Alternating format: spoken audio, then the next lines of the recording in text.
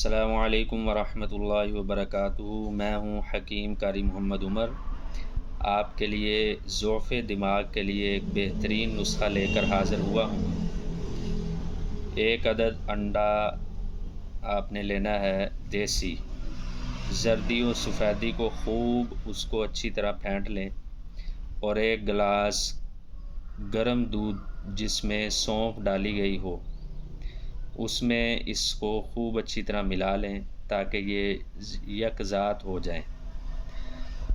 صبح نہار منہ اور شام کو سوتے وقت یہ ایک گلاس دیسی انڈے والا سونف ڈلی ہوئی ہو یہ پی لیا کریں۔